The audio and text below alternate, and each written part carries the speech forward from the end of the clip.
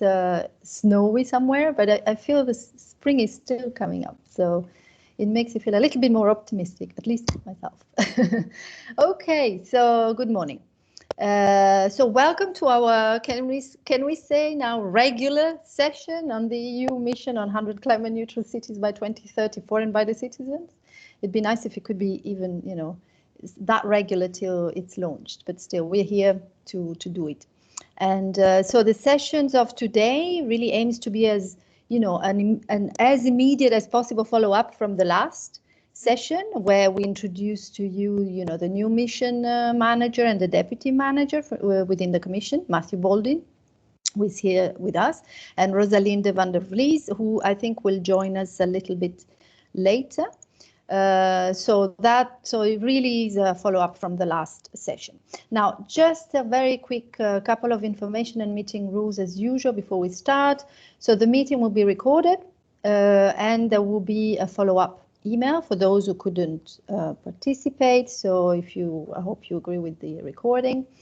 So if you can mute yourself, it would be fantastic when you get in, but also when you are in and you're not speaking. We have managed to eliminate the little ding when people join, so it's fantastic. No, I mean, it could be even better if you could just keep your mic muted when you don't speak.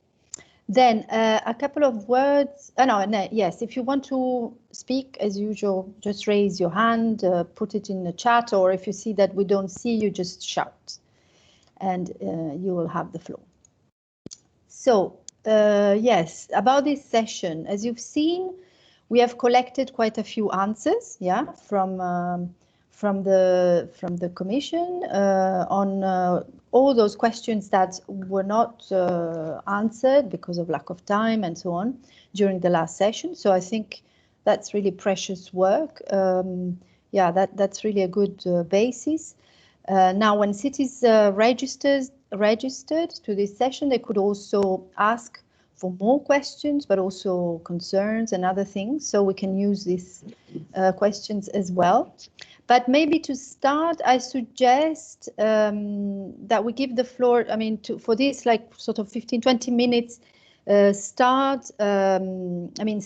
on, you know, questions and general update. More general things, I would organize it in a way so that Matthew makes an introduction or gives us an update on where they are, especially with the implementation plan and everything. And then people can ask those remaining questions that haven't been answered and can ask new questions. Remember that, by the way, we will go and transition into session 1 and session 2, which will be more sort of deep diving sessions on the climate city contracts ideas and the financing of the mission. So for this session, maybe keep the questions, you know, the more general ones, and those related to the climate city contracts and the financing for those little mini sessions. And we will look at other expectations and other concerns from cities in the last block. So if you all agree, I would just give the floor to Matthew for a general update and then a discussion with all of you on more general issues. Matthew, you have the floor. Thank you very much for being with us. Good morning, Annalisa. Good morning, everybody. Lovely to see you all. And to take the first point you made, we have an interest in making these sessions as regular as possible. I mean, we could drive you mad by having them every day. But why is that important for us? Because to let you into a little secret, you know, our principal focus at the moment is internal, in the sense of persuading our system to give us the definitive green light that I know you have all been waiting for. We're on track, but part of it, of course, is this feedback. So when we state something, we think we should do something this way, it's very important for us to say, and by the way, that's what the cities want and expect and are ready to do. So these sessions are essential for us, and I hope they're useful for you. And if they're not, you tell me, or you tell Annalisa, or you tell Luis, and we'll make them more useful for you. I would also ask a favor to you. I want to be as definitive as I can about where we are. And there will be some areas where the decisions are not yet definitive. So I would like to propose, I don't know how many of you are aware of this, I think it came out of the UK originally, a Chatham House rule, in the sense of it will not help the process if I say something and you say, and Matthew Baldwin said on the Monday, the 12th of April, that that's the way it's going to be. And someone in the commission says, but we haven't decided that yet. So I'm trying to give you an indication of the way things are going, sometimes to test the ideas with you and to get your feedback on that. The information that Annalisa referred to earlier, the questions that we didn't answer last time, we've tried with Eurocities' help to gather them together and then to provide some written answers. We will be posting that on our website, so it's publicly available information, but you will have seen, I hope, the health warning in relation to that this note aims to reply to questions that we are frequently receiving. It shouldn't be taken to represent the definitive view of the Commission because our internal preparatory work continues. It's intended to give a snapshot of the work in progress and some initial tentative responses to these questions. So that's the spirit in which I'm answering these questions. It's my expectation. I wouldn't have written it down if I wasn't reasonably confident, but there's a few details to work out. The other angle where it's to be sensitive is that you are a very important group by definition, but you're not. I want to avoid any sense that we're giving you an exclusive view, if you like. There are other cities, maybe other city groupings who have interests. And therefore, that's why it's important that whatever information I give you in this written form, we'll be posting on our website, so it's available to anybody who wants it. I think that's part of the fair game and the fair process. I shall stay relatively short on the two principal issues which you've selected for discussion in relation to climate city contracts and financing the mission. Maybe just a preliminary comment on both of those. I'm really glad you put those on the agenda because I desperately want to hear your views on them. I don't have yet definitive views. The contract, of course, is going to be central to how that works. We are starting in an iterative process, both inside the House and talking to all of you in different fora, getting a sense of how those contracts might work and how they should be created and agreed. The financing, of course, is the $64,000 billion question that we all have to confront. I would go so far to say is if the financing works, we will have a raging success story on our hands. And if the financing doesn't work, we are confronting different variants and versions of failure. So we have to make that work. The position on, well, I don't anticipate the debate, but very quickly, the position on how much, and it relates to the questions unanswered from last time, what is the budget of the mission? How much money do you have in your bank account? How much can we have? Again, is not yet settled. And I would stress to people who worry about this issue, I can answer in a blithe way. I mean, we could have all the money that the Commission spends on its entire budget, and it still wouldn't be enough to finance this transition. And so the process by which we establish, and it's very clear in the Mission Board report as well, the process by which we transition into accessing external sources of finance will be crucial for the success of the mission. So, Annalisa, on the timetable, we're working on our implementation plans. I kind of like to be able to offer you a draft of that. I think that would be a step too far because we're still very much in early drafting. And I need to be guided a little bit by the masters of this process inside the Commission. But to give you an explanation of what we're going through, I think the real bottom line for the people who asked us to delay the start of this was to prove the added value in relation to the baseline scenario, to prove that our goals, and I think they're all shared goals for everyone in this call, are sufficiently realistic as well as ambitious, and that we can deliver something to the European Green Deal, and we can do something which is really innovative in terms of R&I, and of course, I come back in that respect to these twin core objectives.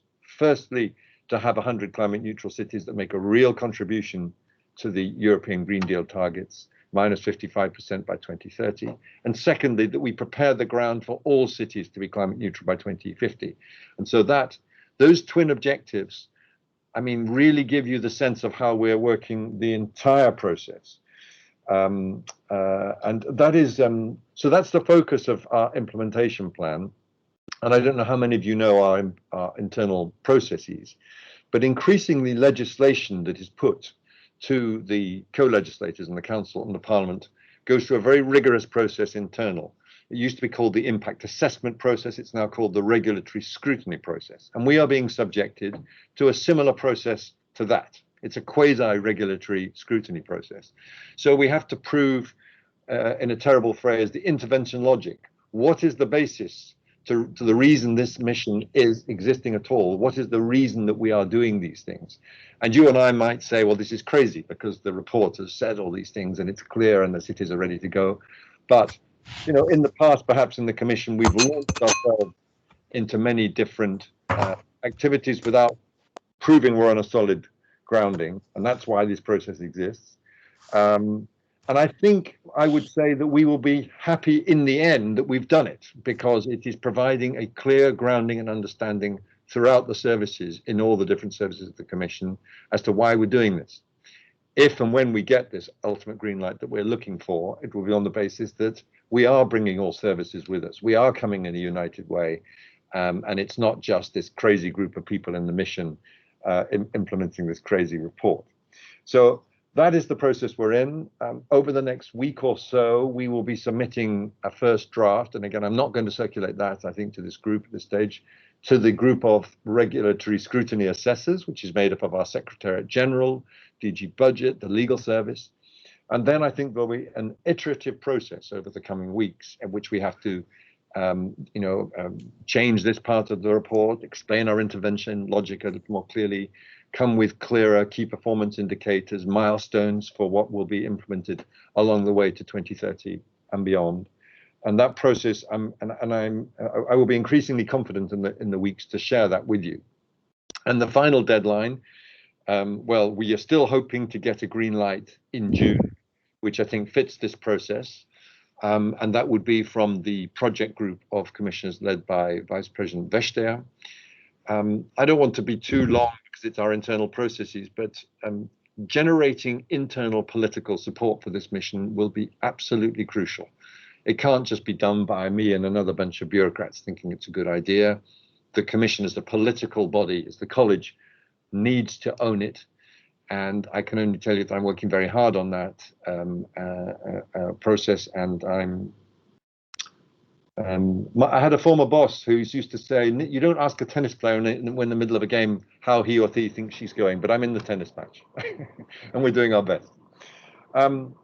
I think I can stop there unless, Annalisa, would it be useful if I say a word about some of the areas of unanswered questions, or will that take too much? No, I mean, if we maybe walk very briefly through this document that you've circulated, or is that? I think it was very straightforward, unless somebody has, has the need to get some clarification on those points, because there's no. I found it very clear. I mean, in the limits of what you described, but so I would say if somebody has more questions that are not there, for instance, or want to have a clarification. Sorry. Emma, what I could suggest is, if there are points of clarification relating to these questions, start with those, because I want. Yeah. Okay. And then we'll come on to, I'm sure that you've already given us, by the way, a stack of additional questions, and I welcome this. I think there will be more every time we meet, and if I don't have unanswered questions by the end of this meeting, I think I will have failed. But let me just see if there are hands that come up now in relation to the answers we've tried to hear. Yes, there is one question from Kari. Could you clarify timelines for the application and the further process? That is, when a green light is given, how do we follow up? Okay, I'll go to that one straight away. Our intention is to go to what we call the expression of interest phase as soon as possible after that green light. I think in reality that is likely to be September or something around that time. And we want to have a window for the expression of interest of between 2 and 4 months. I think probably the longer the better, in the sense of enabling people to have the maximum time to to think about it. At this stage, our thinking is that that expression of interest will be a relatively detailed template in which the cities involved will need to motivate their ambition, explain, you know, for example, with a letter from the mayor as to why the city is ready to go for it. It of course is not the full contract. It doesn't need to explain or set out a full implementation plan or a full financial plan, but the more detailed, the better at that stage. And again, to come back to the conversation we had last time, we are looking to get a very diverse group of cities applying, and that takes us into a little bit the definition of the city, and maybe to underline the way we are. This is very tentative. This is the way we are trying to explore this. Aside from the technical definition of what a city is, we're taking a default indicative threshold that entities expressing their interest would need to have more than 50,000 inhabitants to apply.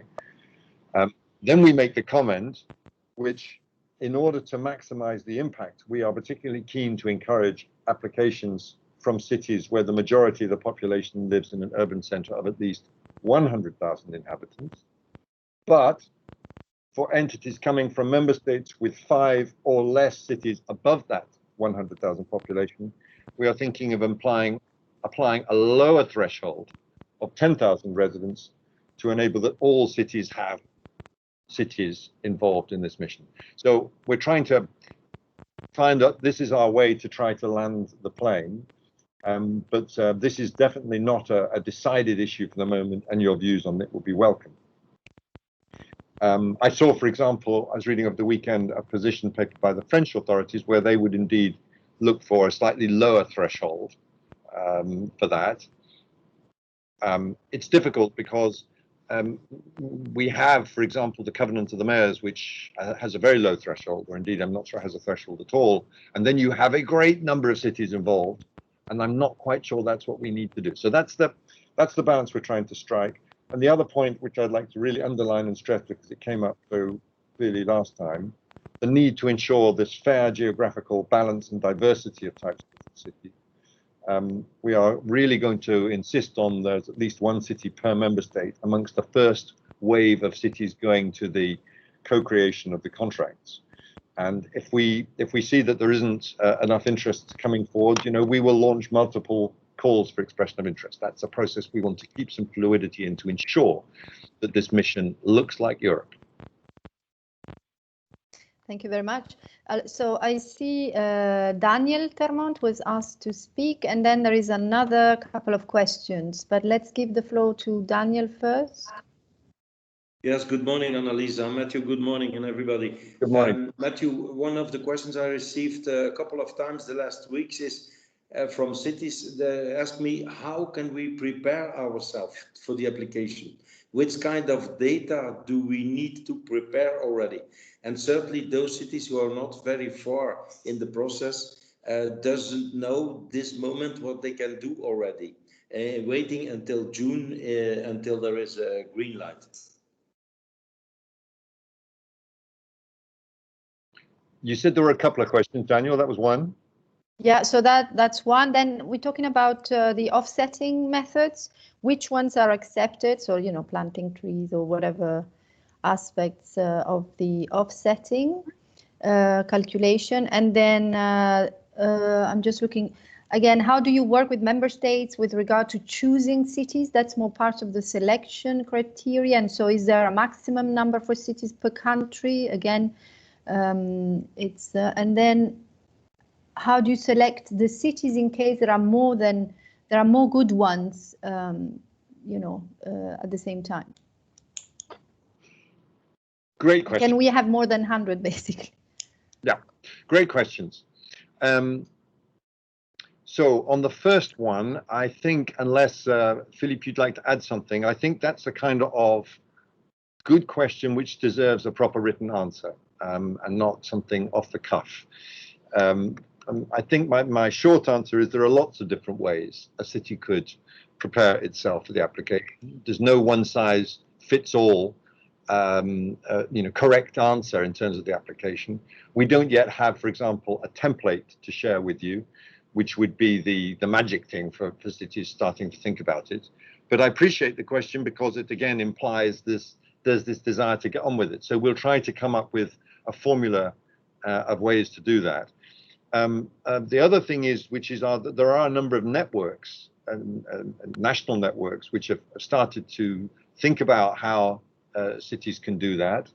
And there are a number of cities who themselves have already announced their plans to be climate neutral by 2030. I saw earlier on the screen, I don't know if he's still with us, Said from Leuven, who of course have pledged to be climate neutral by 2030. So there are some cities out there with published plans about how they're doing it. And I would suggest all of those are good sources. But again, I come back to, I think this deserves a proper written reply, and we'll give it to you.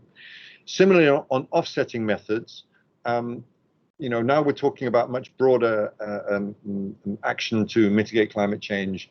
There's a whole school of often very academic literature and indeed practitioner ideas in terms of offsetting. I cannot give you yet a definitive answer on that one, but it's a relevant question and we'll come back to it.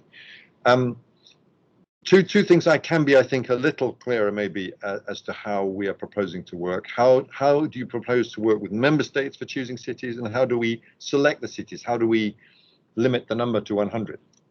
So on the first of those, we will be having a meeting, I believe it's on the 28th of April, with national networks. There will also be, maybe Philippe, you'd like to add a word when I'm finished. There will also be a separate call for how national networks can be generated. That's under this famous 5 million euros that we've been generously given. This will be nourishing, helping build those national, and I would add regional networks, by the way, to this process. We will need both of those supports in order to get over the top.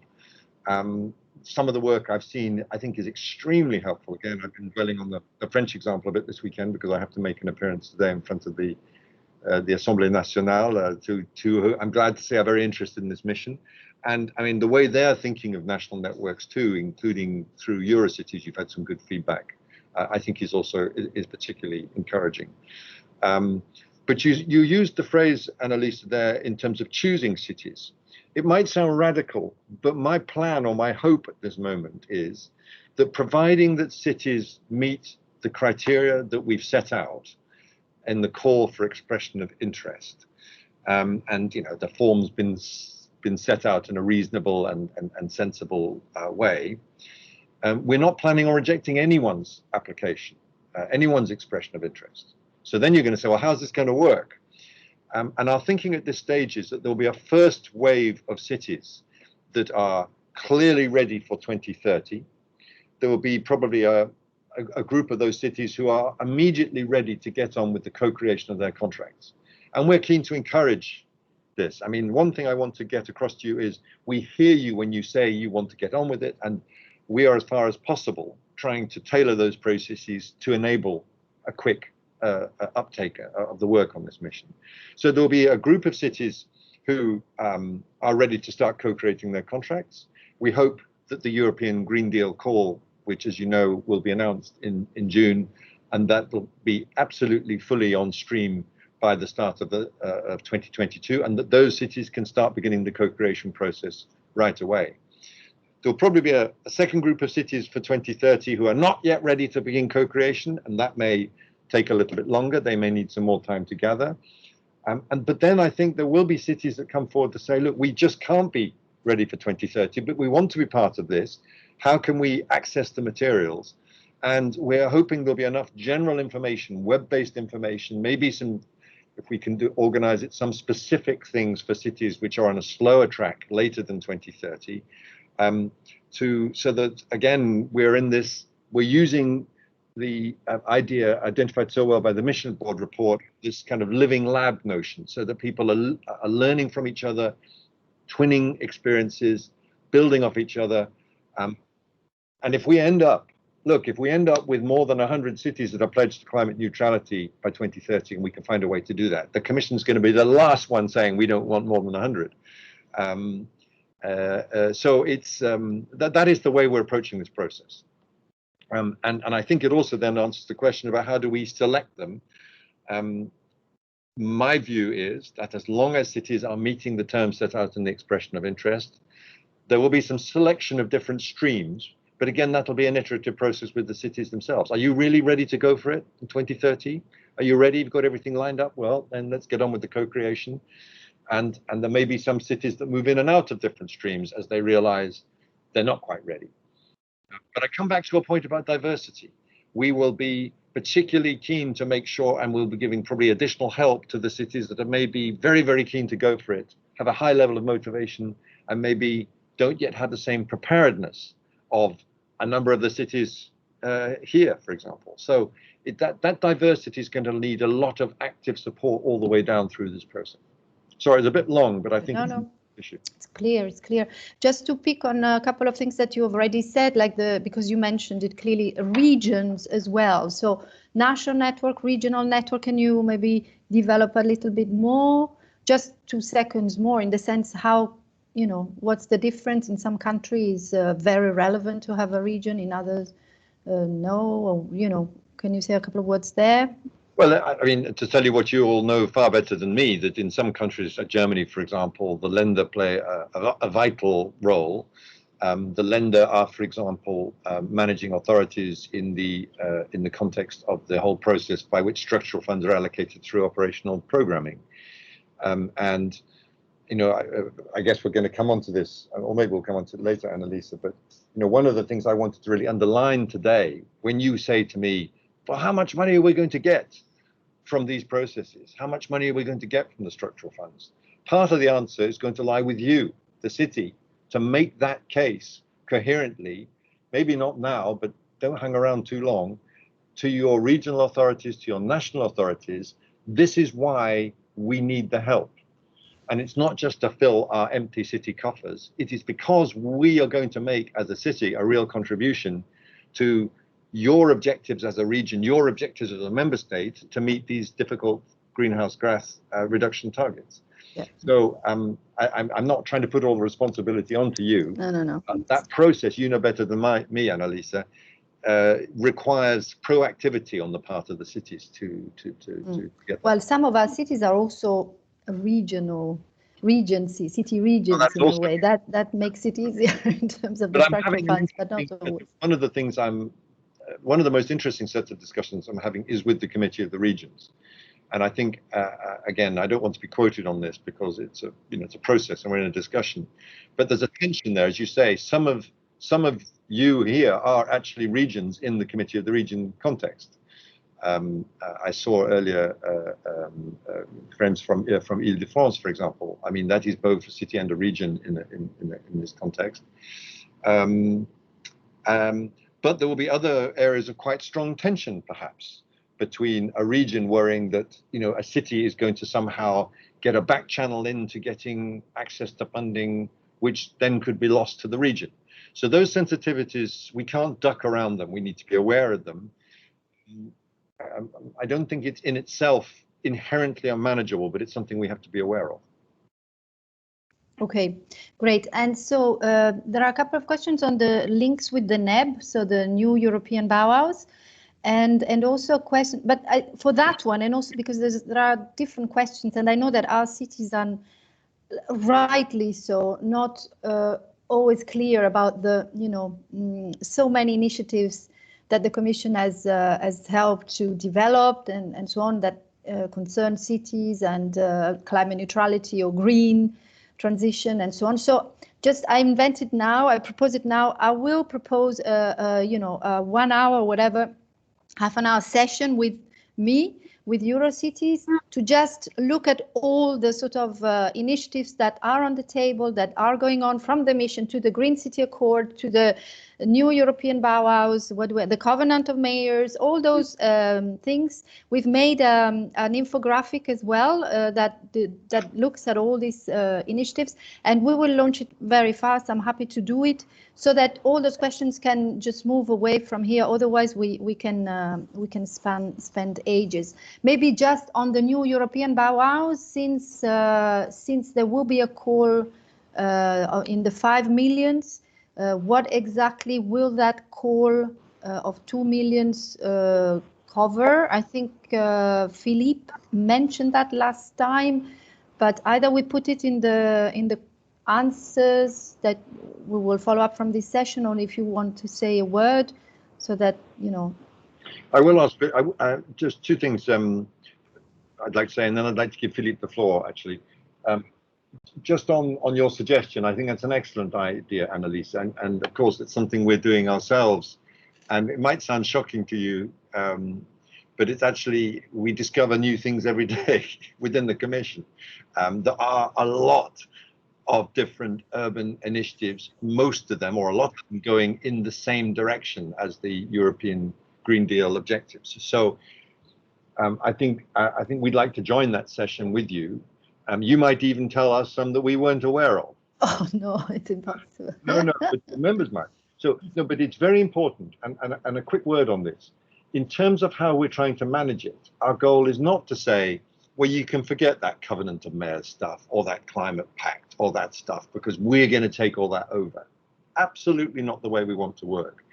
Our goal will be, as far as possible, to simplify the lives of cities so that if you become a climate neutral city, there will be elements, for example, of the methodologies used by the Covenant of Mayors, which are very useful. We may take those over in terms of, monitoring of emission reductions. If you become a climate neutral city, that would deem to be a pledge under the Climate Pact. Another thing we're looking at, and you saw the reference I made under the first question about co-benefits, particularly on air quality. I think there's a lot of grounds for working on the zero pollution action plans and bringing those within, trying to look at ways we can link that closely to the work of the mission. So in other words, it's not us taking over other activities, it's building synergies with them, gathering energy from them, and hopefully helping them as well. There may be some initiatives which are struggling to get cities to sign up to because they're just one more thing, and cities are saying, I've got too many things. And this, by joining the climate neutral cities, that can come as a package. So just a long way of saying, I'd love to join that 1 hour session with you. I think it probably should be an hour. We try to unpack those and map those out. Yeah. Philippe, I'd like to bring Philippe in. I'm not sure, by the way, Rosalind is going to be able to join us this morning, and she sends her apologies, but we can't all be everywhere all the time, and she's working on lots of other stuff. But Philippe, anything you'd like to add in relation or contradict, as is our traditional way of working, on what I've said already? And could you say a word, please, about the new European Bauhaus and where we are on that? Thank you. Yes, I mean, just to recall, we have actually introduced a number of activities in the Work Program 21 for the missions to support the rapid scaling up of the different missions, all 5 missions, incidentally. And there is a budget typically of the order of 5 million for each of the 5 missions that has been identified and allocated in the Work Program 2021. For the cities mission, more specifically, we have a number of initiatives that we have put forward. One of them targets more specifically the development of a national networks of contacts that would be there to support the implementation of the cities mission. That means concretely identifying specific challenges that are in each of the member states for supporting the implementation of the mission, trying to help also those cities that will commit to the mission in developing their climate city contract, identifying sources of funding and financing that they could receive from national authorities and from the member states. And this is an initiative that will have a budget of 2 million. that will be part of the Work Program 2021. So that means that the calls will be launched once we get the adoption of the Work Program in the coming few weeks, typically in the months of May. And there is another activity that we have in this Work Program, which targets more specifically the New European Bauhaus. So there are two things for the New European Bauhaus. There is one which is specific to the city's mission, where again we have an activity for a budget typically of 2 million, where we want to integrate the concept of the New European Bauhaus in the reflection that cities will take when reflecting on their transition towards climate neutrality. So what we want, it's a patch, if you want, on what we had put forward already in the Green Deal call topic. And we want cities that will go towards that transition for climate neutrality to take on board the principles of the New European Bauhaus, which are very well known to you, I'm sure, by now. So it's about sustainability, it's about aesthetics, it's about inclusiveness. I mean, words that you have heard already from the mouth of Matthew, and that we have already integrated in the concept of the mission for the cities. But this is something that we would like to do more systematically, to integrate these principles in the reflection that the cities will undertake. And this will be the purpose of that specific action that we have in the Work Program 2021. Then there is another list of activities that will target New European Bauhaus initiative. And that is not specific to the city's mission, but the specific to the 5 missions where we would like actually to support the development of specific New European Bauhaus pilots. There will be 5 of them, for each of them for a budget of 5 million. And that's something that is already in the Work Program 2021 as a draft. For a total budget of 25 million, right? Yeah, 25 million, so 5 times 5. So and those 5 pilots have nothing to do with the famous pilot of the New European Bauhaus. Well, they are. We speak about 5 pilots of yes. the. It's not those. Well, they will be. The New European Bauhaus is now presently in the development process. So this is the phase of preparatory phase where they engage with different actors, and they want to identify projects and initiatives, pilots.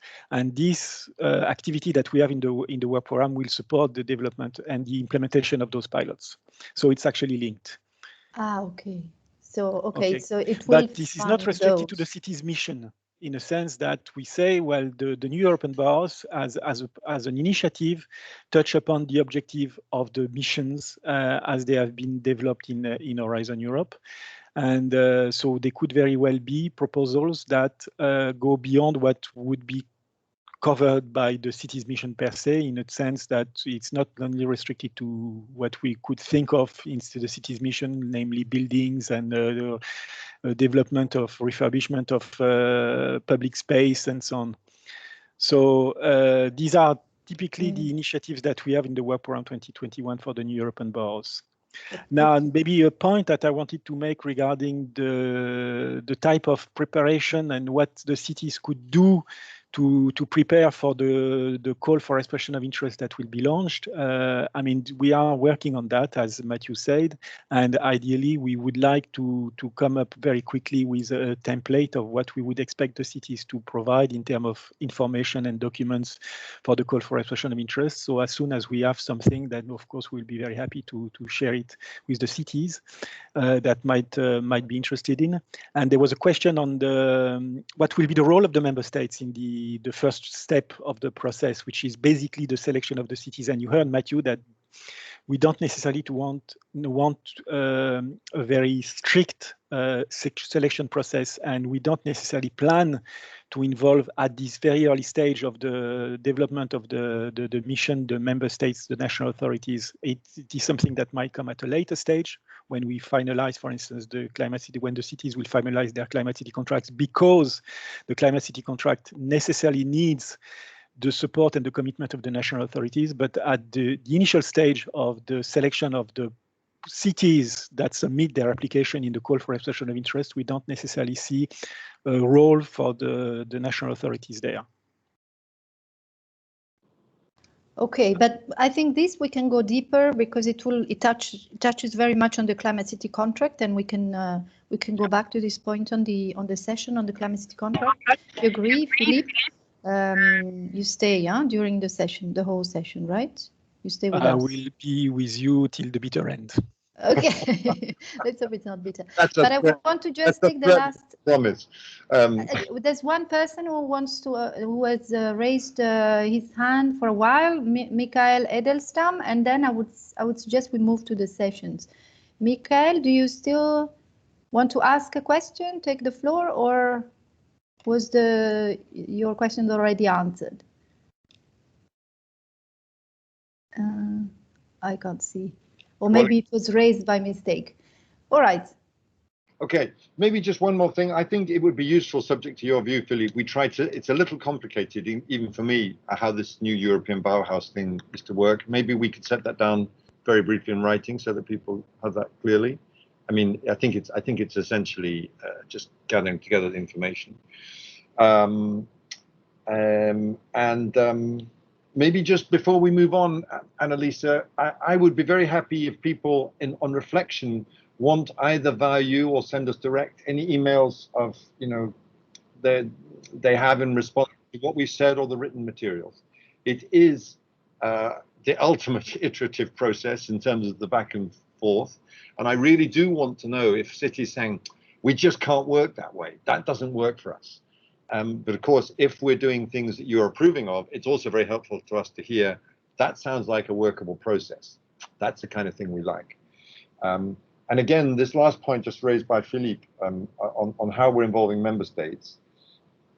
It's absolutely right. We think that member states and regions can play a very supportive role and will need to play a supportive role. I think it's something you said to me recently on the phone, Annalisa. That's one of the distinctions, if you like, between our process and some of the other programs we have, which are very much sort of treating the city as an atomized individual sort of thing within the system. But firstly, as Philippe said, at the level of expression of interest, I don't want you to worry about national vetoes because, we will not be asking member states to vet those cities applying under expression of interest. It's what it says it is. It's about we are interested in, there's no commitment involved. It is that. And I'm generally wary of this whole notion of national vetoes. I know there are a number of cities, and I'm not going to name you, who have particular issues and concerns about member states and your authorities. So I want to keep your freedom from maneuver as well. But this process of involving the member states and the regions is going to be very important, and we have to try to find a way to make that work. So those are the two things I wanted to add. Okay, so before we go on to the two specific issues, is there anything else out there? Last call? I think there was a question about the group led by Vestager that you mentioned, but it's not really a group, it's just the college who has to approve, right? And it's Vestager who is the leader of the dossier, let's say. Is that correct? This is just an internal process of the Commission, glorious though it is. Yeah. That we have, the way we are organized under the college meets, as you may know, every week with a very busy agenda. And a lot of the issues are then structured for management by different groups of commissioners. And Executive Vice President Vestager chairs it's called the project group, I think, of commissioners, with all issues. Is it right, Philippe? It's relating to research and investment. That's the origin of it. So so of course, because as you know, we're going beyond research and investment, it's a little bit odd that our mission will be first treated there. But it's fine. There's a lot of different commissioners involved. And that will be the first process, if you like, that the commission, and that will be the group that will give us our green light. So that's to explain her involvement. And that's why we're, of course, talking to members of her cabinet, as well as other interested cabinets, Vice President Timmermans, of course, because of the European Green Deal, and others besides. So, voila. Okay.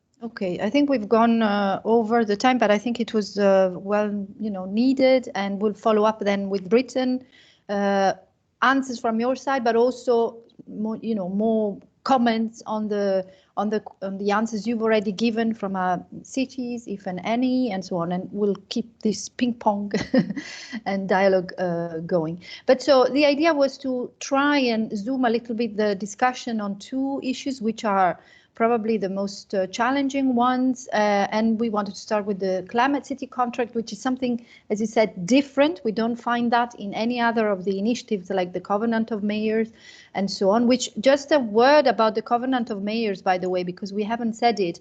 The Covenant of Mayors is about to launch a new political commitment for climate neutrality. I don't know if everyone is aware of that. It is a commitment that presents the vision of the initiative for the period post 2020, because before it was like that. And so cities will commit to setting mid and long-term targets consistent to the EU objectives and at least as ambitious as national targets. So you can see that the overarching goal will be still 2050, and it's still, let's say, broader than what the mission is proposing. But just for you as an element of the discussion. Thank you for raising it, because, sorry, just very quickly on that, we work very, very closely with the Covenant of Mayors people. I mean, they are broader in terms of the coverage. They have a lot more cities involved. And by the way, there aren't that many, not all the cities involved in the Covenant of Mayors were making commitments. Yeah. And indeed, there are relatively few climate neutral commitments that are being made. I'm not sure of any, in fact, specifically under the Covenant of Mayors. So, it's a very good complementary process between us, because we would be asking our cities to go further. Thank you.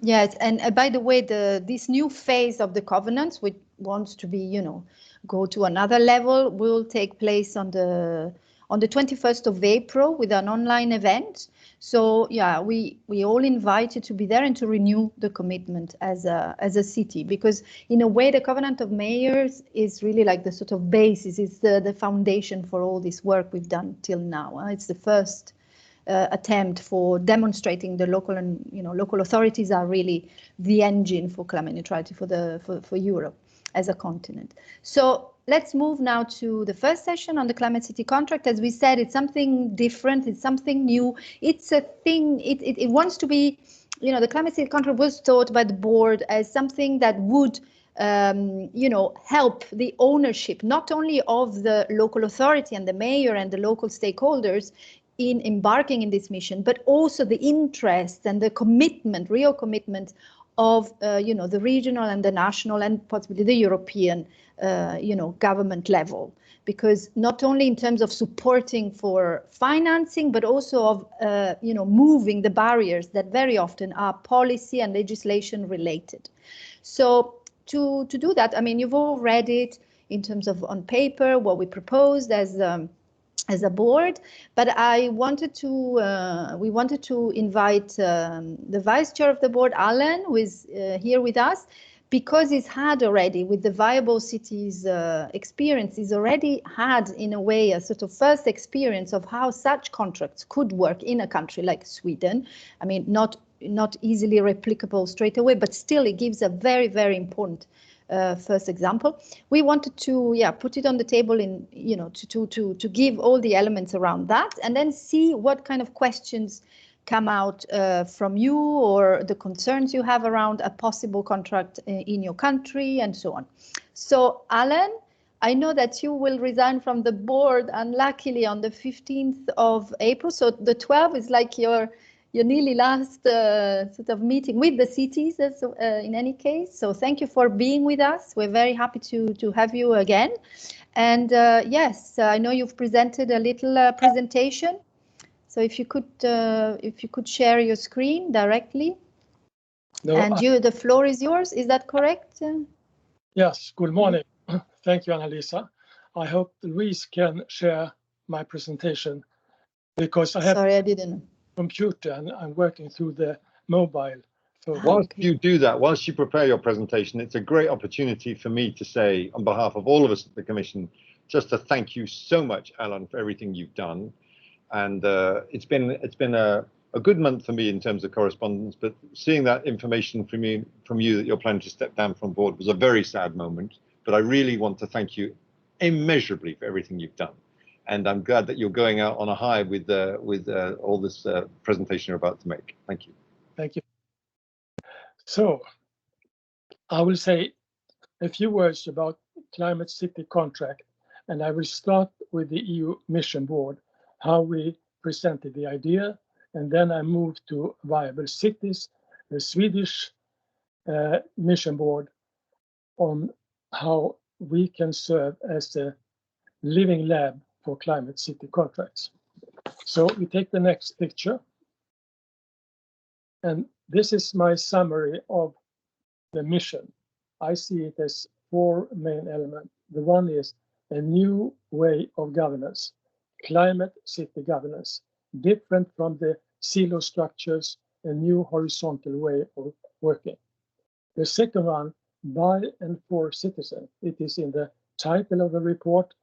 And when we talk about citizens, it's not only as a political science, but also as an economic decision maker. For example, we decide about what sort of cars we are driving, fossil or electric. We decide about the energy systems at home. We decide about recycling and so on. So we have a lot to do where cities, the authorities, can't make decisions. We do it, and we have to be engaged. The third one is a new way of funding and financing climate investment, what we call the whole value chain, from innovation to investment and implementation. And then the fourth central element, a new way of working with cities, Climate City Contract. This is what we talked about in the Mission Board, a new delivery mechanism for European policies, support, financial support, and so on, and also for national support. A delivery mechanism that can be used for different sorts of activities, including the Bauhaus concept. So let me take the next picture, and just to summarize what we wrote in the report. Climate City Contract as a multi-level co-creation process. And the purpose was described in the following way. Cities to express ambition and commitment for the mission objectives, identify the policy and implementation gaps, climate policy deficit. What is the difference between business as usual and 2030? That is central for designing the policies. And then coordinate stakeholders and empower citizens around the common goal, coordinate national, regional, and EU authorities to deliver the necessary support. And finally, create a one-stop shop for multi-level negotiations to facilitate city action for tourism. Today, there are 11 directors general to support climate action. And it's very difficult for a city, a small city, to go shopping among all these. And then you have the European Investment Bank. So we need to have a one-stop shop for doing this. It is not only on European level, we have to do it on national level too. So that's the background. Let me now move to the next picture, which is about Sweden as a living lab for Climate City Contract. And Viable Cities is a national program for mission-driven innovation. It's funded by 3 government agencies, the Energy Agency, the Vinnova, which is Innovation Agency, and Formas, which is a climate research agency. Last year, 9 Swedish cities signed Climate Contract 2030. Stockholm, Gothenburg, Malmö, Lund, Växjö, Umeå, Uppsala, Järfälla, Enköping. I think most of them are members of Eurocities and very active. Another 11 cities can sign the Climate City Contract 2030 by the end of the year. We have now made a second call inviting all other cities in Sweden to join this process, and there's a huge interest for it. Next picture, please.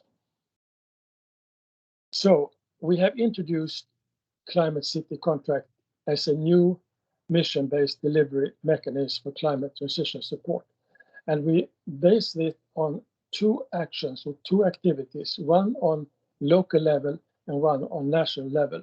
So on local level, cities, mayors, they have made commitments together and cooperate with all stakeholders, business, academia, and civil society, as we wrote in our report. And on national level, the government will coordinate national policies and agencies, particularly regarding funding and financing. So one is to cooperate on local level and on national level coordinate, because the government, the cabinet, has the authority to tell the national agencies what to do. So this is central to get things done. So let's take the next. The Climate City contract will be upgraded every year to speed up transition.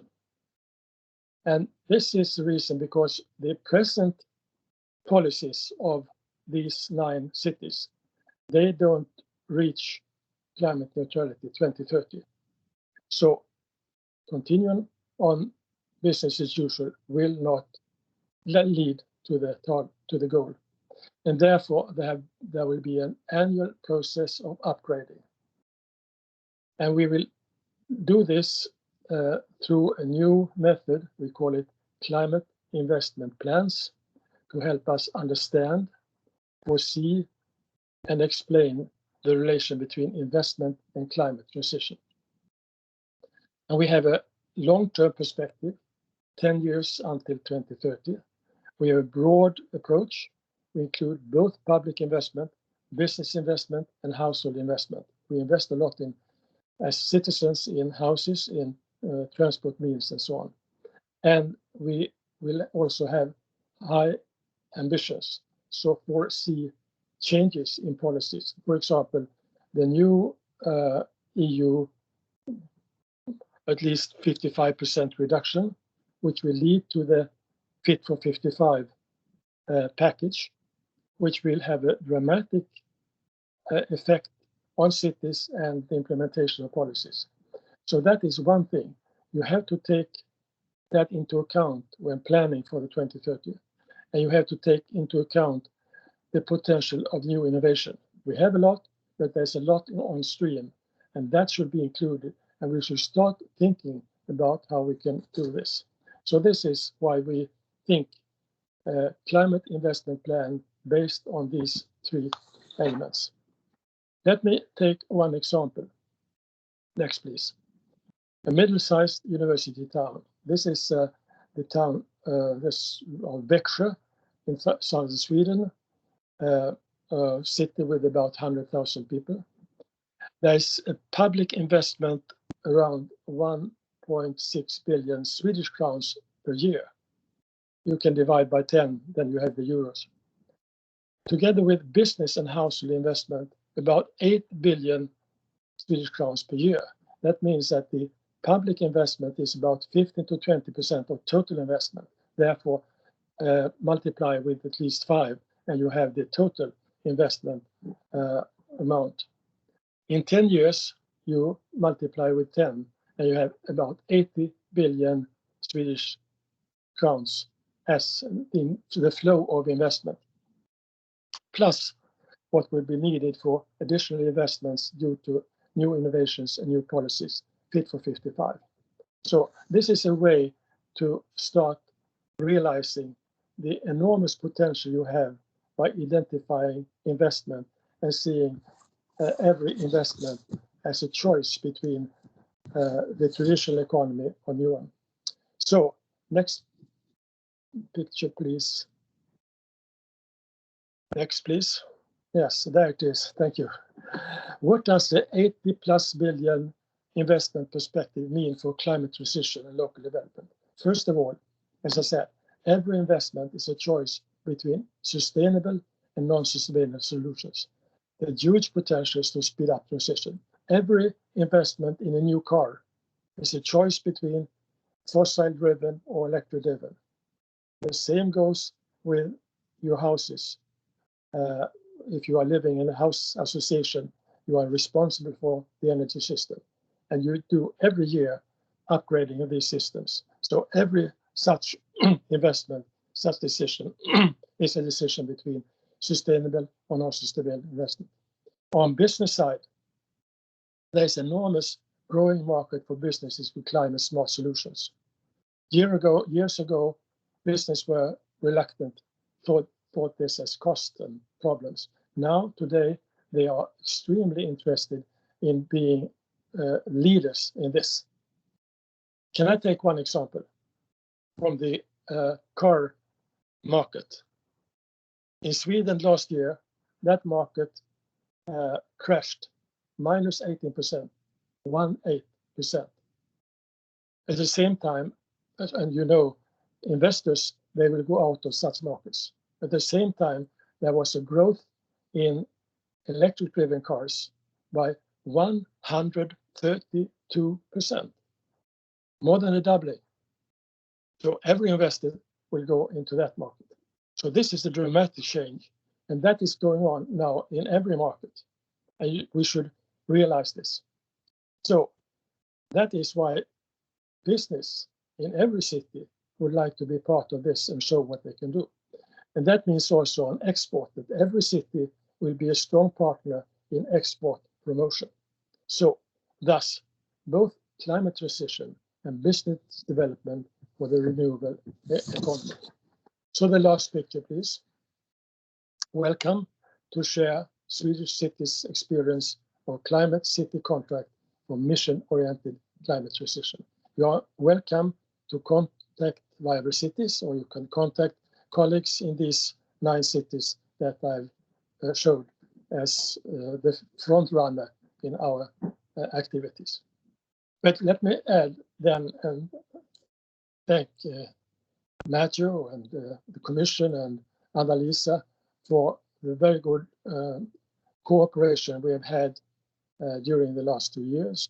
And I learned a lot, and not least, the Mission Board gave us strength to push at home against the government and include the cities in this Viable Cities Climate Contract 2030. So thank you very much, and welcome to share our experience. Thank you very much, Alan, really a lot, because it gives a lot of ideas to our colleagues. I'm sure, of course, the country, let's say DNA and regulatory and cultural, context is very different across Europe. So how much can we replicate of that? That's the question. But maybe some of the cities will want to come up with their own experience on this, or their first attempts to try and move in that direction, or have questions to share. Shall we keep it as an open discussion? Unless, Matthew, you want to mention something? Yeah, you can take the floor. It was a great presentation, and I think we all need to look carefully at it. And thank you, Alan, for it. It's in a way kind of an answer to the question posed by Daniel right at the start about how can cities start preparing. It's exactly that, to think about these type of processes, to learn from not just from Viable Cities, but there are other groups, and maybe you'd like to say a word or two, Alan, about some of the other groups too, which also addresses Anna-Lisa's point. Sometimes people think, oh, well, yes, you can do things in Sweden, but that's just not going to work elsewhere. And I think some of these questions are of broader applicability, but there are other cities in other national contexts thinking about doing things in a slightly different way, and they're all valid. So it was a great presentation and very useful, and reminds us that, how much of the work that's already gone on, you're laying such a great base for us for the future. Who would like to take the floor? Maybe some of the other cities that have been quite active, like the Dutch cities. Anthony, I can see you. Or other Dutch cities that have, really tried to push for the mission at national level, try to also get some bits of the government on board. Is anybody wanting to share anything? Well, we haven't got a government, really. Okay, you see what I mean. You still have ministries. I can only confirm that we keep trying to push, but it has proven not to be so easy. I'm very interested to learn more about this event on the 28th. because I knew it was going to take place, but I was under the impression from my contacts with national government representatives that it was purely an informative session for national authorities. I was being very optimistic and telling them in The Hague that maybe, you know, they should involve local and regional level actors so that we could together discuss with the Commission, but that was not really seen as very opportune at the moment. So it's difficult, I must say, but that's only a Dutch experience, of course. Okay, I see Mia is wanting to thank you, Anthony. Mia from Finland, you. Yes. Yes. Yes, hi everyone. Mia Parnen from representing the city of Turku, Brussels office. So thank you for the presentations. And I would just like to mention the situation in Finland. So we have discussed with the Eurocities members, so the 6 Finnish cities. So Turku, Tampere, Helsinki, Espoo, Vantaa, Oulu. And shared information, how do we prepare, and shared information about the mission, and also had discussion with the Ministry of Economic Affairs, which leads the process in Finland. And now I just had discussion with the contact person from the Ministry of Economic Affairs a few weeks ago, and he said that they're also teaming up with the Ministry of Environment, so they're working together. And till now, the situation has been so that it's mostly us who have shared more information towards the ministry. And now they're preparing this kind of report, and I think before the meeting on the 28th. And there will be some coming up discussion also with the national discussion with the cities. So there is dialogue going on, but I think it has been also just waiting kind of what will come out of the mission and what will be the proposition. And also we had meetings before Christmas in autumn with the 6 cities, but then after Christmas we kind of put that discussions on hold and have just discussed in our own cities, waiting what's to come. Yes. Okay. I see Daniel and then Bjorn. Yes, I just want to come back, Matthew, on the question, and then you give. What do you advise at cities who are living in a country or region where the government, the federal government or the regional government, or the federal or the regional minister of environment doesn't believe in Green Deal? And you see that in that country, a lot of cities are really involved and want to apply and want to do something about the climate change. But if you see that the minister is not ready to do it, I heard Anthony. Some governments doesn't like that cities are very active and that city has direct contact with the European community, with the European Commission, with the administration and so on. So, but I think we have to think about those cities who won't really work with us, who really want to do something about climate change, although there are governments who doesn't want to do it. So I think we have to think about these cities also. Yeah. I can give you a quick political answer to that question. I mean, there's no simple answer to that question, firstly. I mean, and, you know, it underlies the remarks I made following what Philippe said. It's a complex situation because we need and want member states and regions to be involved, but at the same time, we don't want that to be a blocking factor. So we want to work through that. That's the first thing I want to say to you. Try to avoid it being a blocking factor. Talk to us if you've identified a particular problem, and then, you know, we can start to think about it. But I hope that ultimately this internal preparatory phase will end with a strong signal of political support from the Commission.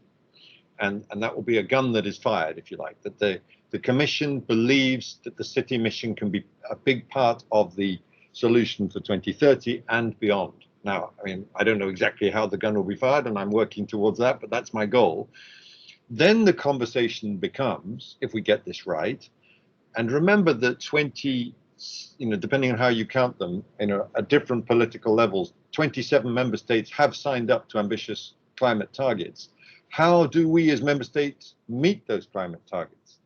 And in a way, we would have to be very, I'm not going to be quoted on this, I know, by anyone here, but you'd have to be, trying to find the word in English, you'd have to be quite perverse to say, I'm not interested in a city in my country delivering a large part of the burden that otherwise I will have to bear elsewhere in terms of reducing greenhouse gases. I want to try to get the mentality going that's the countries say, well, this is fantastic that this city in my country wants to do that, because it means I have to ask less of other areas. And that's we have to create a positive dynamic out of this. It won't always be easy, but that's my, I'm sorry, Daniel, rather blithe political answer to the question. But my basic message is don't struggle on your own or get into, come and talk to us and tell us, and we'll try to, think of ways to address it together. Thank you. Yeah, and I think in some cases it's political unwillingness, but in other cases I think it's also organizational issues and internal governance. Just to have the ministries lining up and working together in an easy way. So that's a bit right. of. And the third, you're right, and sorry to interrupt you, very rude, Annelies, you know I'm rude. The third point is financial too, and this concern that some member states, and then particularly more regions, I think, are worried that somehow the cities are going to get an inside track on money. And of course, maybe that's what you'd like to get. But I think if we can find a way to reassure people that this isn't going to result in an unfair allocation of funding from the EU or elsewhere to cities in order to do things compared to others. I mean, it's this, but these are complex processes. And so these are the issues I think we're going to have to fix. Yeah. And because there are a couple of questions on the RRF, so the recovery plan, which could also, I think the two sessions, the financing and the city contracts, will be a little bit blended, I'm afraid, but still. Anyway, I have Bjorn who has asked for the floor since a while. Bjorn, Yeah, thank you. I represent the city of Stockholm, which is one of the 9 cities that signed the national city contract that Adam spoke about. So I just wanted to reflect very briefly on the process. This has been very valuable for us to be part of this platform. We've learned a lot from the other cities on this process. We've had the climate action planning since the 90s, but this process has added new dimensions to this work, like citizen dialogue and climate investment planning and so on. So we really feel that this is a way of working that makes us more able to meet the targets and also to go forward with new applications for funding. Just a final remark, I posed a question in the beginning about the definition of climate neutrality. I think it is quite important to be very precise on how we define the target for 2030. It's only 9 years from now. We are working on establishing carbon sinks in Stockholm, and we see that there is no real accepted methodology how to calculate negative emissions. That would be necessary, I think, not just working with scope 1 and 2, but also how to make this a more formalized, official way of working with the offsetting methods that is accepted and also to be promoted among other cities. So that's my short reflection. Thank you. Yeah, thank you.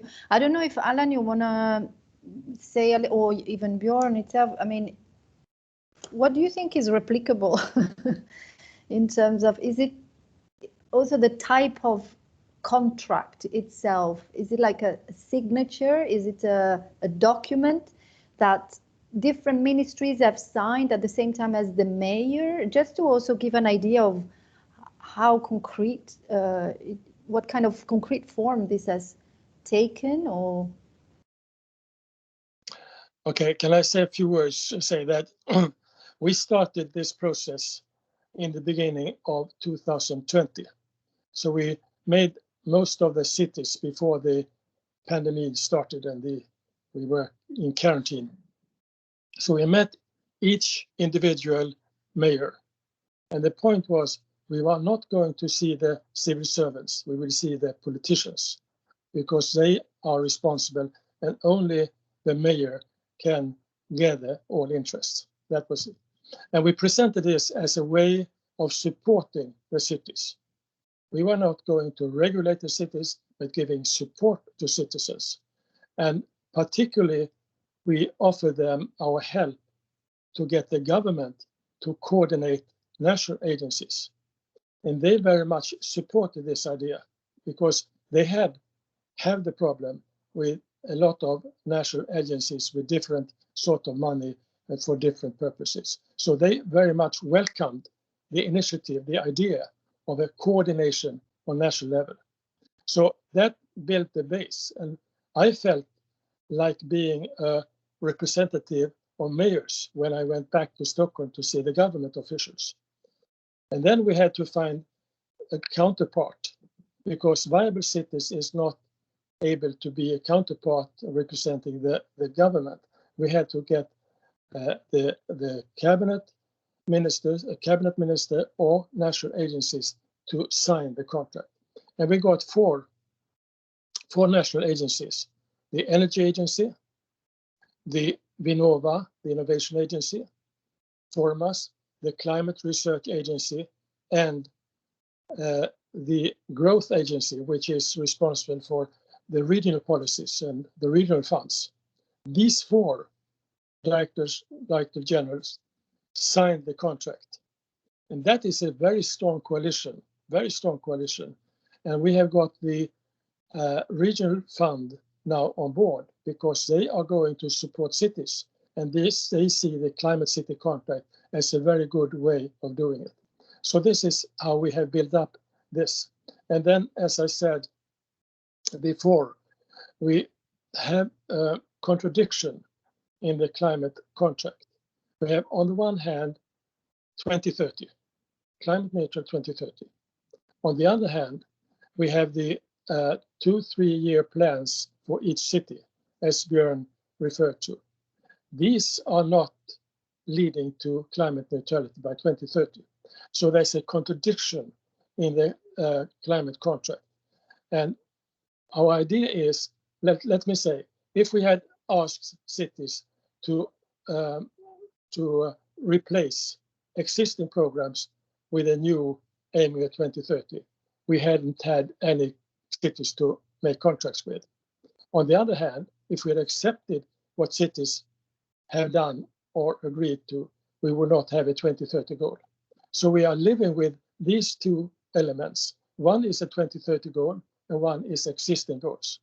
And that is the reason why we will have a revision every year of the contract to move cities, to bring them closer to the 2030 goal. And this is why we define the climate policy deficit. This is a key to understand what has to be done.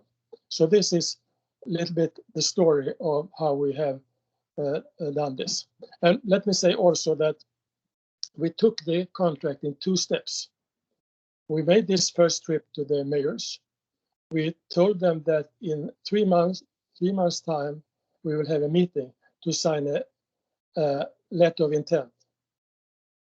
So in April, we did this. 9 mayors signed a letter of intent to go for climate contract 2030. And then at the end of the year, we used the second part of last year to negotiate with mayors, teams, experts, and so on. And then we had a meeting with each mayor to get confirmation that that mayor was behind the conclusions. And then we had a signing ceremony in our Viable Cities European Day. And we had 1,100 people listening, looking at this. And you were there, Anna-Lisa, interviewed. So this is a process. Take time for the process, take it step by step, accept what the cities have today, but show that they have to move forward and have new ambitions. Yes, they have the ambition, and also they are supported with a commitment by the ministries that you mentioned. So in a way, it's like how to make the ambition realistic at the same time. Yes, that we could talk for hours because it's super interesting. But one thing I notice here that I wonder if it's something that is like the essential element of all your work is the existence the very existence of the Viable Cities program in itself. If you didn't have that as an intermediate or as a, in a way, as a tool for the cities to actually speak with one voice, or at least be this tool in the middle between the national work and the city work, it wouldn't have worked, right? So is it something that would need to be established in other countries as well? Is this sort of what we call national networks, but also with a legal status, or you see my point? Yeah, so when we started this 2017, it was a general innovation program, and we started by supporting individual projects. But then we started to understand that we have to take a more holistic approach. And then we visited Brussels in 2018. And we met Kurt van den Bergen, who was then designing the new program and the mission. And he explained how they were thinking. And we realized that we were on the same wavelength. It gave us a new method or new word for what we are doing. Mission, this was a new. We didn't use that word before, but after that meeting, we started to work a mission. And then we tried to translate that concept into something operational. And that led to the Climate City contracts. But Climate City contract as a word came up in the first meeting of the mission board. So I took it with me and said, let's try this. And that was the start for the whole process. So mission board has had a lot to do with what we are today with the Viable Cities Climate Contract 2030. Yeah. Okay. Okay, but so anyway. It's just, the ideas are there. It's just to take them and see how can you implement them. And you can do it in small scale. What we have in financially in Viable Cities is that we have about 4 million euros a year for supporting those 9 cities. Now, as this has been a very successful operation, we have got additional fund, so we will have about 7 million euros a year for the 20 cities that we expect to have on board at the end of the year. Yeah, yeah. So you see, it's not little. It's an important tool. It's an important element. And for instance, what if the structural funds at the national level could give 4 million to other countries to do that? I mean, that would be great. But still, okay. Are there? Yes, I can see the comment of Chris is totally right. So it's really not about. It's really about moving out of this approach of R&D only and Horizon Europe only, but really about transforming cities and also, the national governance as well. Now there's a question by Birgit. How will the Commission ensure that the R&D elements become a prominent part of the Climate City contract and further part of the implementation? Do you like me to take that? Yes, if you want. I mean, very quickly, to signal, as I have consistently with you, that R&I is part of our DNA, it's at the basis to this entire operation, but that we're moving beyond it, does not mean that R&I in relation to cities or all of the things we're trying to achieve with climate neutrality will come to an end. And indeed, it'll be a key part of our process to ensure that the R&I elements that are chosen or are going to be chosen in the coming period for under Horizon Europe indeed contribute directly to cities' ability to tackle these things. And of course, as you know, far better than me, we're not for the most part talking about new technological breakthroughs or innovations that are needed in terms of developing climate neutrality. We're talking about new ways of organizing, deploying them. And I very much hope that these kinds of projects will be part of the new wave of things coming through under the and Horizon Europe, and therefore be directly useful to cities involved in the preparation of their climate city contracts and their implementation. Yeah, okay. I will say that the climate city contract is one of the big innovations. So process innovation is extremely important, not least in European Commission activities. You can't do new things without having a new process. And here is a process that is not exclusive for what you're doing. It's a process which can include a lot of other activities, like Bauhaus, or for example, the regional fund task to support cities. So we are working to include this in, we have had a good talk at home on Bauhaus and how we can prepare and include that in the next revision of the climate contracts. Well, you're so advanced. Okay. I mean, in any case, what cities have expressed, even in our, when we asked for the survey, is really that it's so complex. It will be slow and heavy because when there are big machines involved, like ministries and cities as well, city administrations as well, it will be so difficult. And, you know, it's yeah, how can you really get the ownership by the member states? What can we do from now to when it will be launched to get member states much more on board? And all these questions, anyway, are part of the city contract discussion. But sometimes you just say, okay, let's not think of this complexity, just let's do things and see if, you know, brick by brick, things can be built, basically. Are there any other questions before we pass to the financing, which is anyway very much just a very related. quick, I think just a quick comment from my side, and I'm fascinated by what Alan said, and I've had the opportunity to sit at his feet and try to learn all this stuff directly, and it's been immensely valuable. But I don't want cities, maybe from parts of Europe, which are not so accustomed to doing these things, to be intimidated into thinking, my goodness, that's the only way we can do that. And if we can't meet this really extraordinarily good process that you set up there, Alan, in Sweden, if we can't do that, we can't achieve this. There are other ways of skinning the cat. Thank you. And I'm sure Alan will be ready to work with you, and Viable Cities and other organizations will be ready to work with you to explain precisely how you can make, you can fit it to your particular situation.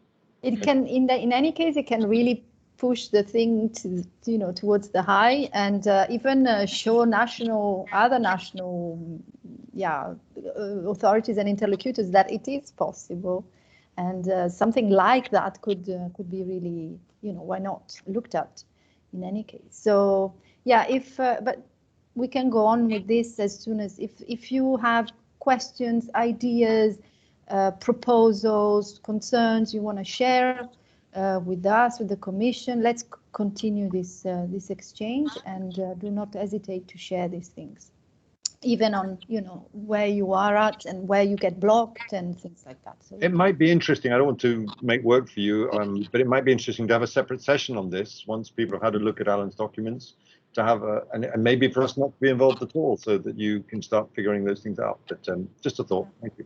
Yeah, absolutely. Okay, so, well, in any case, thank you, Alan, really, so valuable. Stay with us, please, if you can, till the end, and of another half hour, because the two elements are so much connected anyway. So the sort of financing, I mean, funding and financing, we have seen that the funding is so small, I mean, in the sense of at least the sort of EU contribution to the billions that you've mentioned, be them euros or, you know, crown, is small. So I mean, the main challenge is really to look at the financing part of it, but still on the funding, there were a few questions. We've had, just to clarify, we've had a session already a few weeks ago, before Christmas, I can't remember, on the financing, not beyond the sort of grant and funding element of it, just on the financing. And there are questions that cities have put on the table and that, you know, have already been expressed in terms of concern. So we're not going to repeat these again now. but it's more about, again, putting on the table ideas for how to move forward. So two elements, how can we, and Matthew has already mentioned one, how can we, for instance, make sure that in the structural funds and in the resilience and recovery national plans, in a way the mission can be recognized, in some ways maybe earmarked or flagged or, you know, referred to. Is this mission impossible, or is this something that some countries could work on still? You know, it's a question that our cities do have. I mean, Matthew, on the structural fund, Matthew mentioned very clearly the role of regions and your role as cities to, you know, in terms of dialoguing with the managing authorities, be them regions or national authorities, to push for that. And in the Recovery and Resilience Fund, I mean, the deadline for submission for the member states is now. So it's kind of hard to say how can we put the missions. But still, I think Matthew has reflected on these two elements and he wants to share some ideas with us. Right? Right, as soon as I can hit the unmute button. Yes, thank you. Let me say a word, and I saw the questions in the chat on the RRF. And again, I don't want to be quoted on this because this is internal processes and quite sensitive stuff. But I think you need to see these as not separate, hermetically sealed operations which are going on. There has been a major knock-on effect, I would argue, from the RRF. I can never remember which way around it goes, whether it's resilience and recovery or recovery. Resilience first. Resilience and recovery facility. Because this is a new kid in town and it's a huge process. And indeed, I'm sure many of you will have had echoes from it, precisely because, I'm glad to say, we have, as the Commission, steered member states towards a lot of things that will involve spending money on climate neutrality in cities. I mean, this famous classification for projects of 0, 40 and 100. I mean, if you're building take an example on urban mobility, stack of bike lanes in a city, that's going to have a 100 pick, and that's a plus for the member state in trying to put together its plan. So I'm jumping into this in not a very clear way. Where are we with the RRF? As you've explained, most of the member state plans are in. The situation is now that we're in the part of the process whereby the Commission is checking the member state cost estimates, looking into the detail of the project, checking the linkages to reforms, and the different milestones requested under the RRF. By July, I think the hope and expectation is that these plans will be finalized, and increasingly, therefore, and eventually they will be published, increasingly, therefore, we're going to be able to get a very precise view as to what has been spent on the different areas. I'm getting quite good signals, please with me, for example, on how much money is going toward urban mobility issues, for example, in particular in some member states. I'm trying to get a handle on how much money is coming out of the plans in relation to things like energy efficiency and energy flow, waste management, and all those things.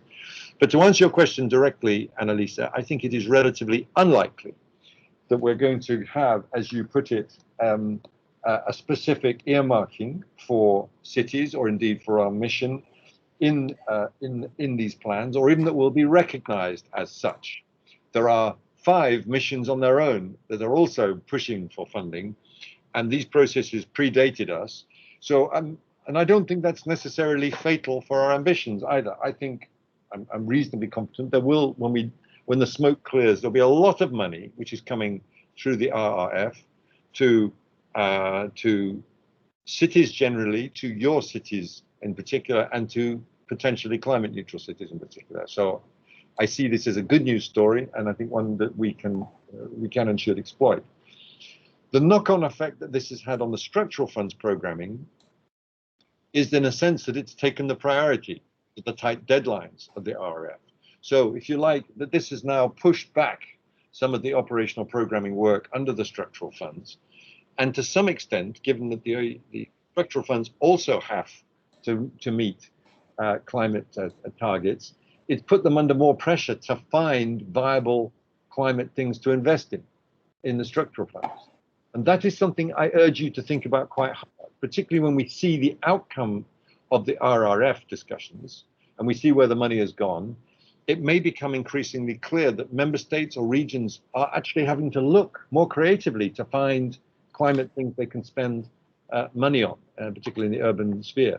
So that's an opportunity, if you like, to signal a readiness to absorb money under the structural funds. And so I would urge you to think of it in that sense.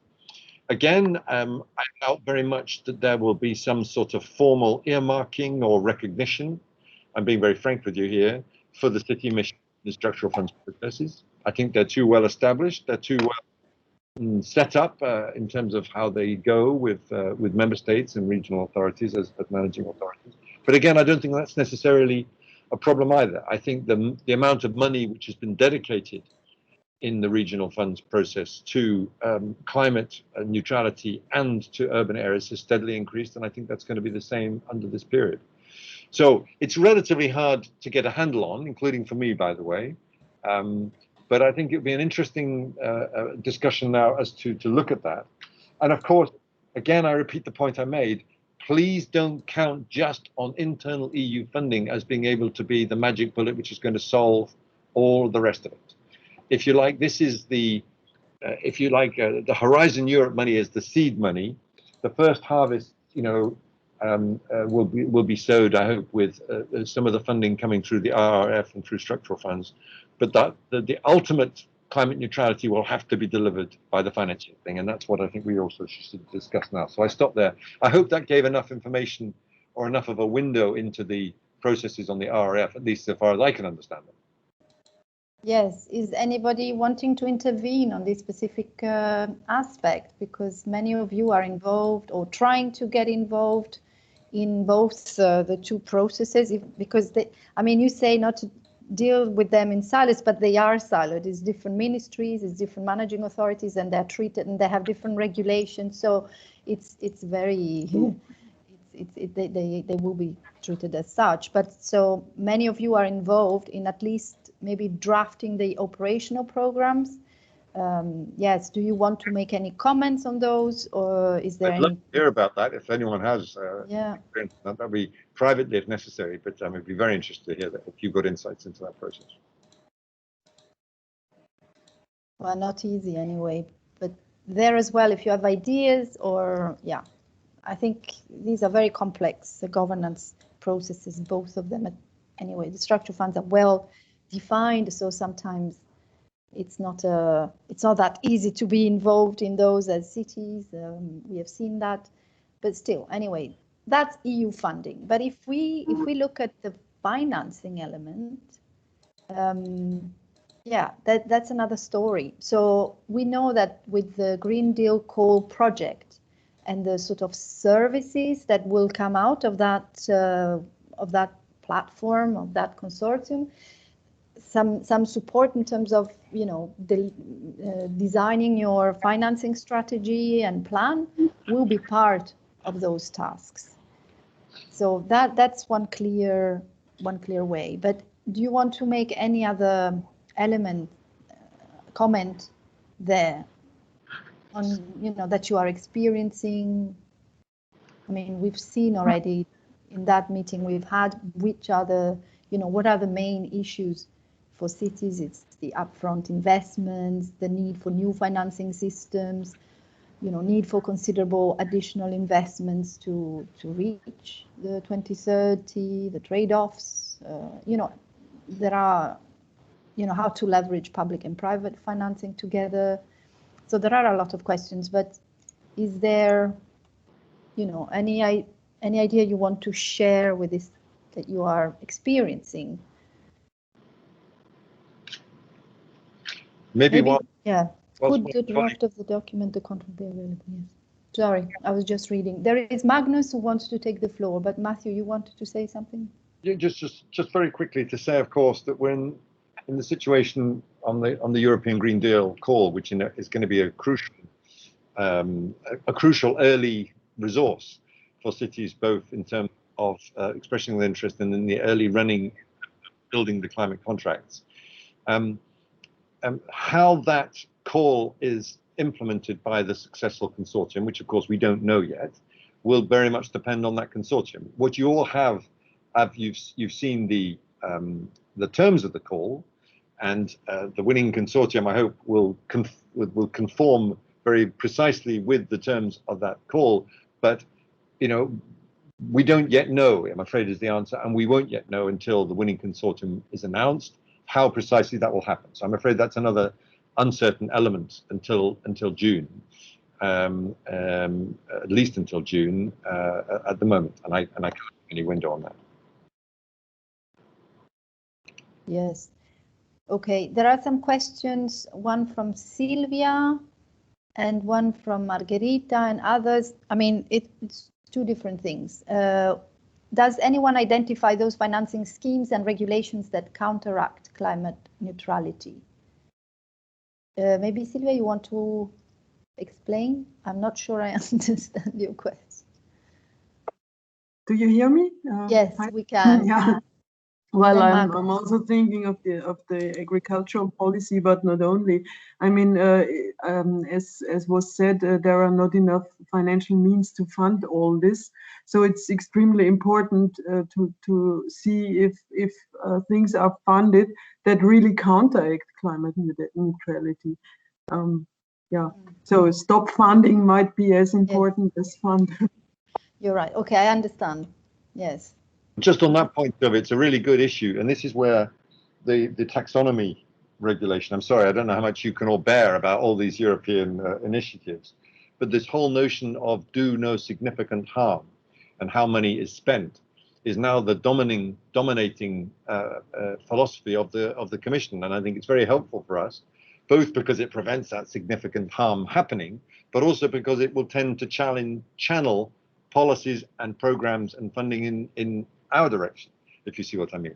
So that's a very important river that we've crossed in terms, as the Commission, in terms of, you know, we're not just carrying on with business as usual in terms of the taxonomy regulation. Yeah, definitely. And Magnus, you had your hand raised. Yes. Hi. Good morning, or good afternoon, I suppose, almost for you. Thank you all very much for this very interesting meeting. I was wondering what the thinking was on incentive schemes, and I'm talking about incentive schemes to catalyze both the behaviour of our citizens towards green transition, but also towards catalyzing investment from industry in the context of the emissions and what we want to achieve. Thank you. Matthew, you want to say something, or maybe? Well, there's a lot of things that can come under the heading. It's a very good question, Magnus. There's a lot of things that can come under the heading of incentive schemes, and my slightly glib short answer to that is that this is the kind of thing that we want to work on with cities in the development of the climate contracts. And the precise mix, again, will depend on particular cities. But let me give you two examples, particularly the example of how to catalyze behavior. One of the issues, as I start to talk with this financial community and think about how cities in the future can get their hands on big loans, will be the ability to create a revenue stream as a city for the climate neutralizing activities.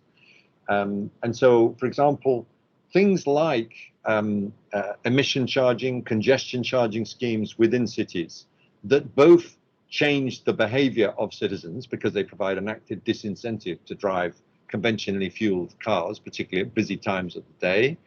And they will also provide a revenue stream for cities to start to make it easier to get loans for things. So I'm very interested in this area of activity, and it's something I think we need to work on further. How cities, apart from just turning to increased taxation, how cities can find ways to generate revenues within cities to support this kind of activities. And of course, this then triggers the second point about investment and investment behavior. And again, we're really at the early stages, but you will have seen what has been said in the excellent mission board report on the need to think about a blending and lending facility. There are some thoughts going on also about what we might try to do in terms of green bonds. That's a delicate question because additional debt that's taken on by cities also counts specifically towards national debt too. And so, you know, there are broader issues at play, and this is a complex and important question, but it's something we absolutely have to do as we start to move forward on this. The only comfort I have, as I recognize how much more work needs to be done, is that's really, you know, at the other end of the process. But it'll be quite soon that cities will have to start thinking of that as they start to put together their climate contracts, on both of these important aspects that you've mentioned. And there are lots of other types of incentive schemes which should be beneficial, but I've just picked up on those two. I hope that starts to answer your question, Magnus. This idea of the label, for instance, is it something you had a discussion? Yeah. This is something we absolutely need to think about. That could be very useful to us in the future as well. Yeah. Okay. And another point that the colleagues from cities are making, and is a big hurdle for them to work in this direction, not only in financing, but in general to go towards, you know, embarking in this mission, is the lack of, you know, resources in terms of in-kind. So people in the municipalities that are available to basically maybe even create a unit that would, you know, deal with such a horizontal mission as well, and also have the expertise, have the, you know, drive and things like that. So how to solve that? What ideas to solve that when you know, municipal budgets have been hit in such a horrible way? I wouldn't pretend to have the answer to that question, Annalisa, and all of you know more and have been thinking more, and specifically in relation to mission, for longer than I have. But of course, it does go exactly to the heart of the question about the importance of multi-level governance and shared ownership and partnerships between cities and twinning and learning and best practice and all of those things. I would also add that there are differences between big cities where you might tend to get climate neutral activities trapped in particular silos. So you've got a whole stack of things going on making mobility climate neutral, and then a whole stack of very different things run by a very different group of people to ensure energy efficiency, for example. And that creates its own set of issues and problems. And then you have the problems of a smaller or medium-sized city in just simply, as you say, having enough expertise to do any of these things. So I think we've got to find lots of different ways to address cities' needs in this context. And I don't think the Commission has all the answers. We'd be in a problem if we did, or indeed all the funding. It's about the process that we're generating and starting together, which will, I hope, help us towards that. Yeah, and very much also national and regional support in that respect. How, for instance, again, an operational program could support, you know, the funding of such an office for a metropolitan area that is involved in the mission and so on. So the ideas are there, but it's more about how to make them happen. Melanie is asking, when combining different sources of grants, we face the GBR rules. Will there be some exceptions for the mission? You know, state aid.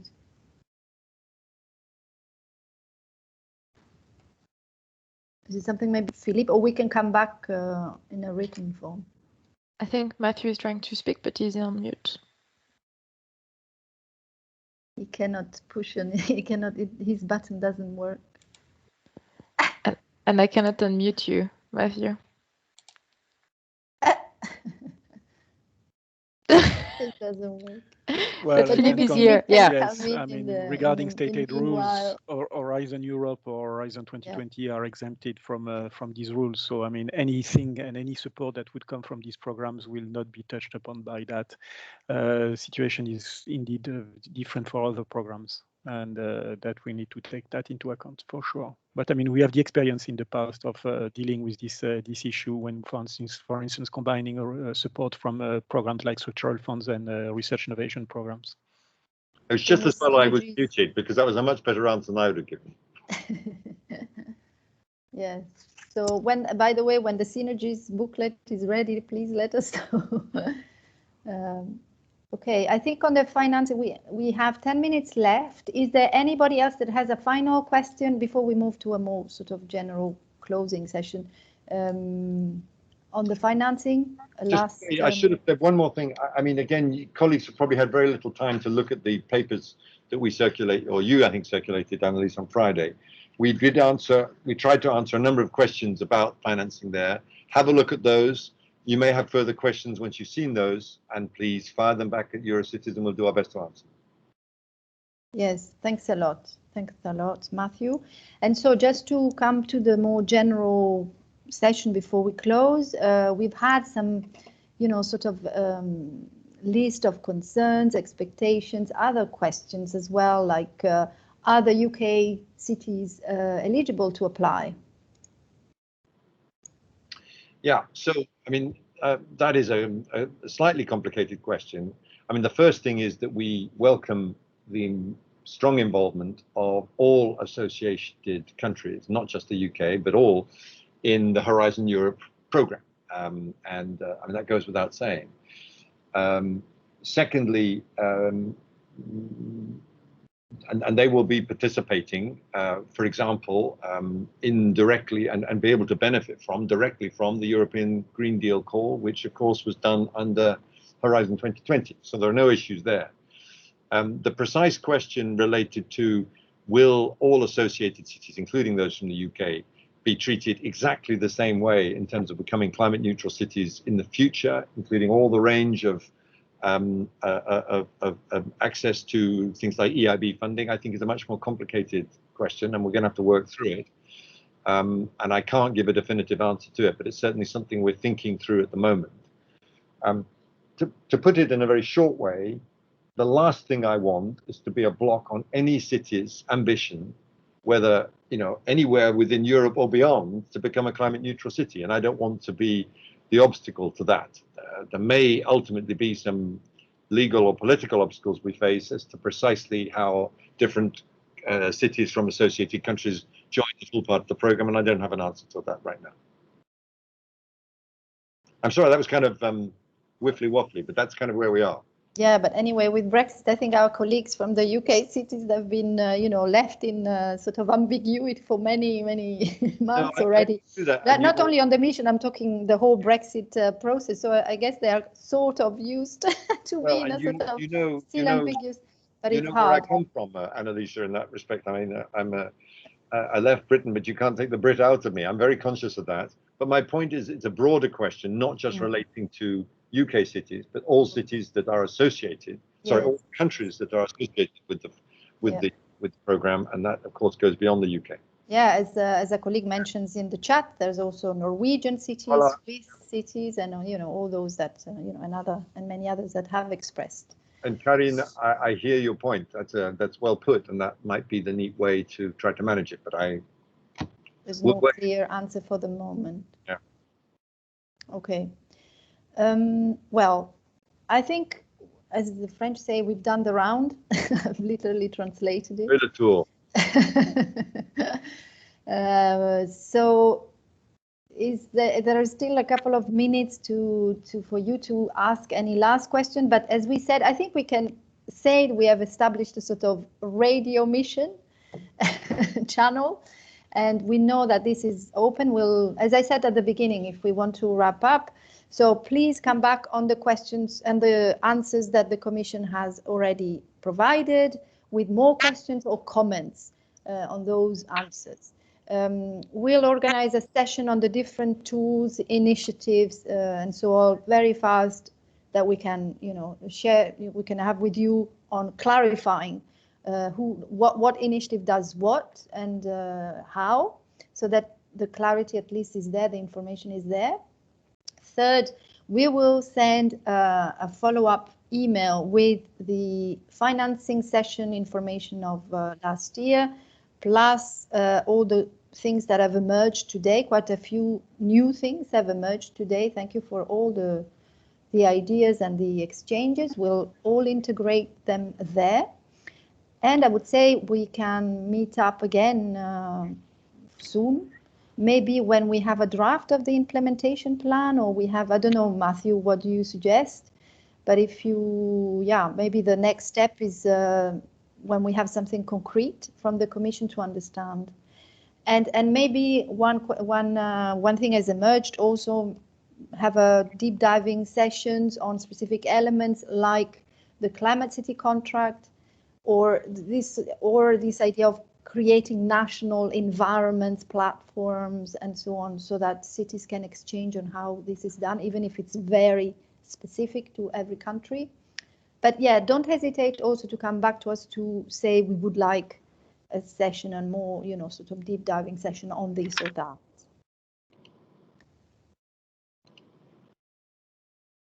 Matthew, is it you? Yeah, Matthew, please. Yeah, no, thank you very much indeed.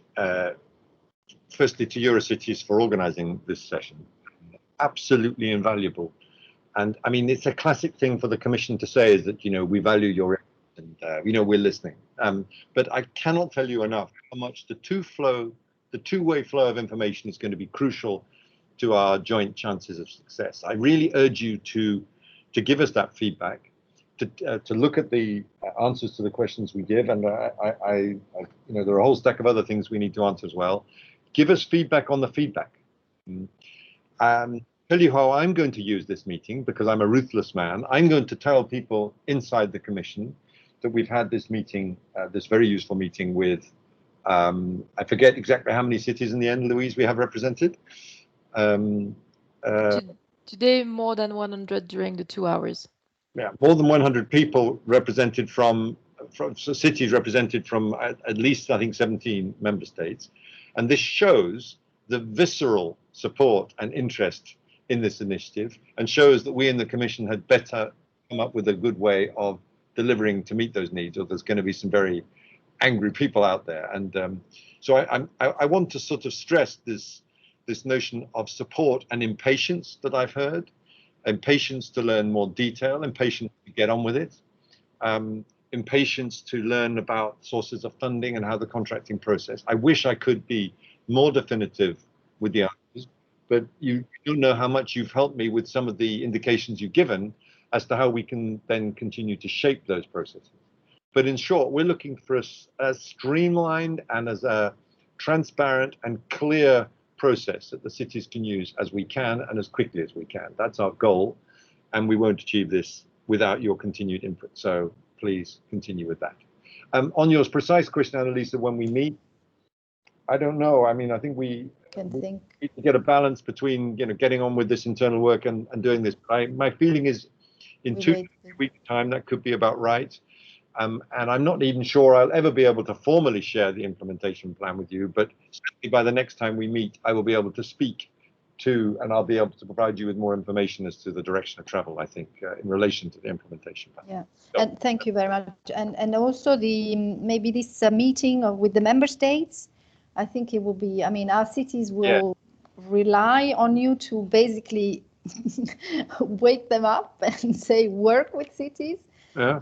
And yeah, don't look, I mean, maybe a lot of them still need a lot of information. They haven't, because when you say member state, it's very complex. Maybe the subcommittee was involved, but not other people enough. And in some countries, yes, some countries, no. So I mean, there's still a lot of outreach to be done and understanding to be achieved within national boundaries.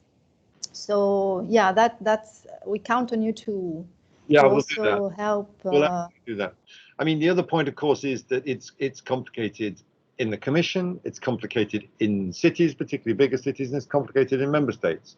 Not all member states have a specific kind of department which deals directly with cities, and certainly not on things like climate neutrality. I mean, an energy department in a member state will be dealing directly with cities, a transport department will be dealing directly with cities, and so on and so forth. So it's the same levels of complicated governance that we're all dealing with. I mean, not everyone, I mean, as I said, the French response to the mission board report and one or two others are extremely encouraging in terms of their investment in the processes and these questions, and that's what we'll be trying to encourage, and we'll very much bear in mind the views that we've heard in this meeting expressed in other occasions of the cities in those discussions. Okay, and if the French manage it with all the sort of hierarchies and complexity of the administration, then anyway, no, that's, just mention it because I love the French. But okay, so Okay, so I think unless there isn't a last burning comment or questions from the unit, from Philip too. I'm sorry, or anybody else from the cities, I think we can close. Philippe? He looks happy. Or is happy. I'm very happy indeed, and more work for us. I mean, every time we have meetings with you, we come back with a list of questions and issues that we need to address, which is very good because it keeps us on our toes. And I very much appreciated the discussion on the Climate City contract, because also it's a very good source of reflection from us in designing what we would like to present in the implementation plan, and what we would like to put forward to the cities for the implementation of the mission. So it's certainly, as Matthew said, very valuable bilateral exchange of information that we have with you in this process. So very much looking forward to the next meeting. I want to finish with a joke, Annalisa. There was an old joke in England that was that football is a game played between 22 players, at which Germany wins. The meetings with Eurocities is a game played between many cities, in which there's more work for Philip and his team. But I think they're used by now. But I mean, they're doing a fantastic job. I mean, really, it's amazing. So, okay, so thanks everyone. We'll, as just to reassure Rosa and the others, yes, we'll send we'll do like we did this time. So we continue feeding this FAQ kind of document that will also be published on the website of the Commission. We will also try and share it with our stakeholders. So the more we'll share it, the better, even yourselves, even to the national member states and so on, so that everyone can contribute to the clarification of issues and work towards our, let's say, final goal. So thanks a lot. Have a good rest of the week. And I'd say see you soon on these same screens. For the next step will be just on the clarification of all the, about all the different green and climate initiatives for cities that we will inform you about. See you all soon. Thank you very much. Bye-bye. Goodbye. Bye-bye. Thank you, Louisa, for putting this together. Yes, thanks you, Louise, for all the fantastic work. Cheers. Bye-bye.